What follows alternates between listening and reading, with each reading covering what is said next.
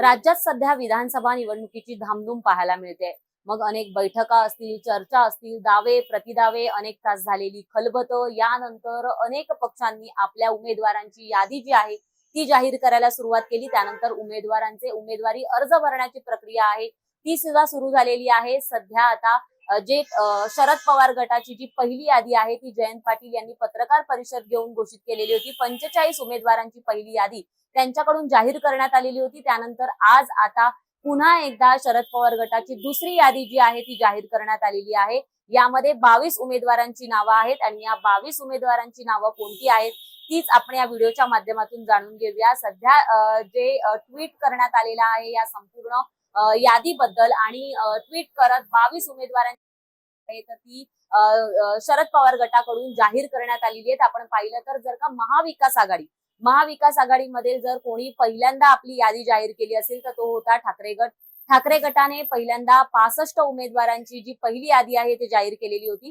त्यानंतर दुसरं शरद पवार गटाने आपली पहिली यादी जाहीर केली होती 45 उमेदवारांची आणि त्यानंतर काँग्रेसनं आपल्या 48 उमेदवारांची पहिली यादी जी आहे ती जाहीर केलेली होती। त्यानंतर आता पुन्हा एकदा शरद पवार गटाकडून आपल्या उमेदवारांची 22 उमेदवारांची दुसरी यादी जाहीर करण्यात आलेली आहे। ती कोणती कोणती नाव आहेत ती पाहूया। एरंडोल विधानसभा मतदारसंघातून सतीश पाटील यांना उमेदवारी मिळाली आहे। गंगापूर मधून सतीश चव्हाण, शहापूर विधानसभेमधून पांडुरंग बरोरा, परांडा मधून राहुल मोटे, बीड विधानसभेमधून संदीप क्षीरसागर, आर्वी येथून मयुरा काळे, बागलाण येथून दीपिका चव्हाण, येवला विधानसभा मधून माणिकराव शिंदे, सिन्नर विधानसभेमधून उदय सांगळे, दिंडोरी विधानसभेतून सुनीता चारोस्कर, नाशिक विधानसभेतून म्हणजे नाशिक पूर्व विधानसभा जी आहे तिथून गणेश गीते, उल्हासनगर विधानसभा मतदारसंघातून ओमी कलानी, जुन्नर मतदारसंघातून सत्यशील शेरकर, पिंपरी मतदारसंघातून सुलक्षणा शिलवंत, खडकवासला मतदारसंघातून सचिन दोडके, पर्वती येथून अश्विनी कदम, अकोले येथून अमित भांगरे, अहिल्यानगर शहर येथून अभिषेक कमळकर, माळशिरस येथून उत्तम जानकर, फलटण मतदारसंघातून दीपक चव्हाण, चंदगड मतदारसंघातून नंदिनी कुपेकर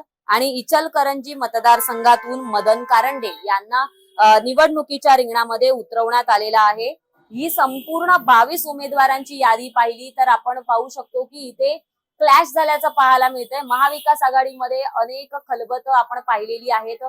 जागा वाटपावरून त्यांच्यामध्ये जमत नसल्याचं पाहायला मिळालं होतं। वादही त्यांच्या अंतर्गत जे आहे ते चव्हाट्यावर आलेले होते। महाविकास आघाडीतील दोन पक्ष मग ते ठाकरे गट असतील किंवा मग पवार गट असेल याच्यामध्ये दिसून येते, कारण की ठाकरे गटाने परांडा विधानसभा मतदारसंघातून सचिन पाटील यांना उमेदवारी दिलेली आहे। असं असतानाही शरद पवार गटाकडून पुन्हा एकदा परांडा विधानसभा मतदारसंघातून सचिन मोटे यांना उमेदवारी जी आहे ती आता घोषित झालेली आहे। त्यामुळे कुठेतरी महाविकास आघाडीमध्ये आलबेल नसल्याचं स्पष्टपणे दिसून येते, कारण की एकाच घटक पक्षातले म्हणजे महाविकास आघाडीतले जे दोन मित्र पक्ष आहेत त्यांनी एकाच विधानसभा मतदारसंघातून वेगवेगळे उमेदवार दिलेले आहेत। शरद पवार गटाकडून सचिन मोटे असतील किंवा मग ठाकरे गटाकडून सचिन पाटील असतील यांना उमेदवारी देण्यात आलेली आहे। त्यामुळे यांच्यामध्ये या जागांवरून चर्चा झाली नाही का किंवा चर्चा झाली असताना सुद्धा दोन्ही पक्षांनी आडमुठेपणाची भूमिका घेतली आहे का असं दिसून येत आहे। सध्या तरी परांडा विधानसभा मतदारसंघाबाबत दोन्ही पक्षांकडून कोणत्याही प्रकारची अधिकृत माहिती जी आहे की